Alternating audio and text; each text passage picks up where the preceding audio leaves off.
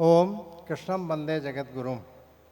परम वंदनीय पूजनीय गादीपति आचार्य राकेश प्रसाद जी,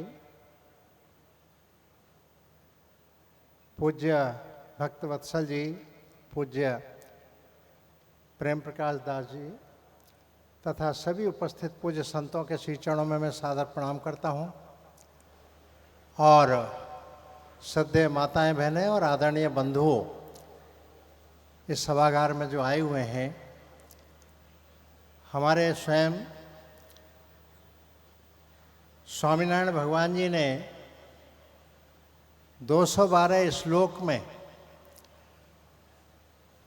जो शिक्षा पत्री वेद उपनिषद के सार के रूप में लिख दी है, उनका हम सब अक्षरशः पालन करते हैं और अपने जीवन को सार्थक बनाते हैं।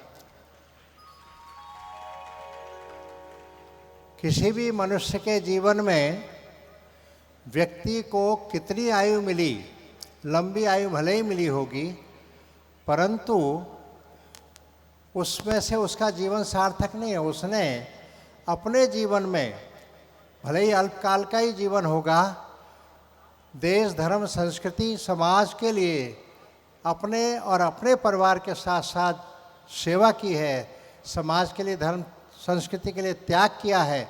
वास्तव में उसका ही जीवन सार्थक है।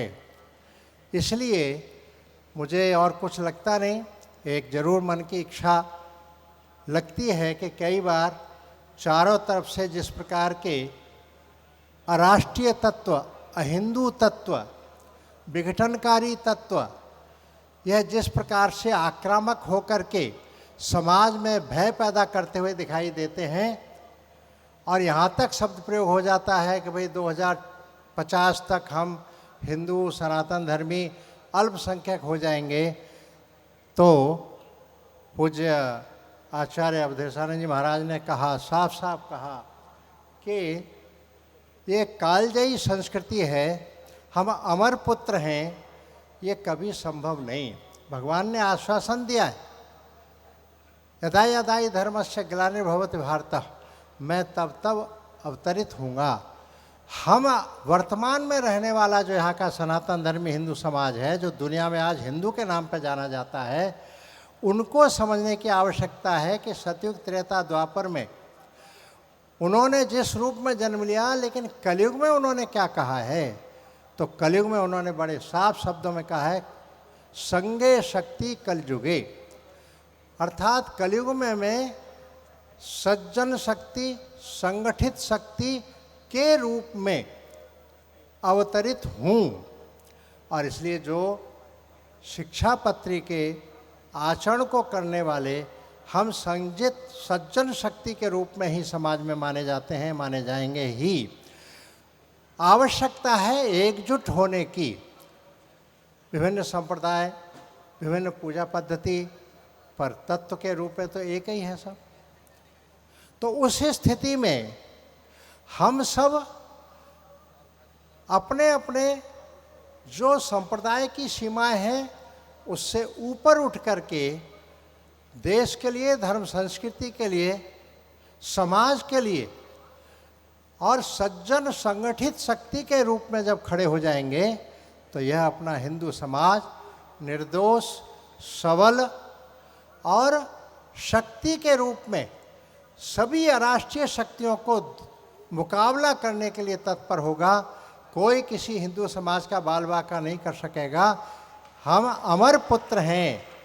अमर पुत्र के नाते से हमारा कर्तव्य, हमको भगवान ने बताया है कि भारत में रहने वाला सनातन धर्मी हिंदू, उसके जुम्मे एक ईश्वर ने काम दिया है, कर्तव्य दिया है, और वो दिया है विश्व का कल्याण।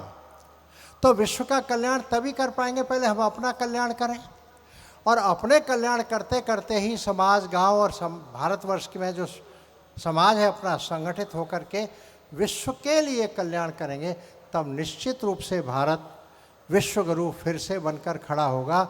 इसमें कहीं कोई दो मत नहीं है। मुझे पूर्ण विश्वास है कि हम जिस प्रकार से भगवान स्वामी नारायण जी ने शिक्षा पत्री में जो दिए हैं, मैंने कुछ अंश पढ़े थे, उसमें से मैं विश्वास के साथ कहता हूँ, किसी भी राष्ट्रीय अहिंदू शक्तियों की कोई ताकत नहीं है जो हमारा कुछ भी बिगाड़ सके। आवश्यकता एक ही है कि हम सक्रिय हों। एक शब्द प्रयोग करता हुआ अपनी बात पूरी करता हूँ कि हिंदू कैसा चाहिए। हमारे अनेक महापुरुषों ने शब्द प्रयोग किए हैं, हिंदू कैसा। तो हिंदू देशभक्त चाहिए, जागरूक चाहिए, समझदार हिंदू चाहिए, स्वाभिमानी हिंदू चाहिए, संगठित हिंदू चाहिए। लेकिन इन सब शब्दों का कोई अर्थ नहीं है यदि सक्रिय हिंदू नहीं है, तो इन शब्दों का कोई अर्थ नहीं रह जाता। इसलिए अंत में कहा है कि सक्रिय हिंदू चाहिए। और सक्रिय हिंदू यानी वास्तव में निश्चित रूप से अमर पुत्र के रूप में हम भी, आने वाली पीढ़ी को भी, यह निश्चित रूप से देश समाज को हम बचा पाएंगे, आगे संदेश दे पाएंगे, विश्व का कल्याण कर पाएंगे। 1947 में पाकिस्तान बांग्लादेश बट गया, कहाँ रहा धर्म, कहाँ रही संस्कृति, कहाँ रहा हिंदू समाज। इतना संकेत हमारे लिए पर्याप्त है। इसलिए संगठित होकर, एकजुट होकर, एक स्वर होकर हम पूजा पद्धति अपने अपने ढंग से करते रहेंगे, पर देश और समाज पर अगर कोई बात आती है तो निश्चित रूप से एकजुट होकर के हम मुकाबला करेंगे। क्योंकि व्यक्ति से बड़ा है परिवार, परिवार से बड़ा है गांव, और गांव से मतलब समाज, समाज से बड़ा है धर्म, लेकिन धर्म से भी बड़ा है वो है देश, राष्ट्र। क्योंकि देश ही नहीं रहेगा तो फिर धर्म, समाज, संस्कृति कहाँ रह पाएगी। इसलिए आप सबसे पुनः विनम्र निवेदन, हम सब संगठित, जागृत, सक्रिय, स्वाभिमानी हिंदू के रूप में, देशभक्त हिंदू के रूप में सक्रिय होकर के खड़े हों। हर स्थिति में ही सबका कल्याण है। ओम जय श्री स्वामीनारायण की।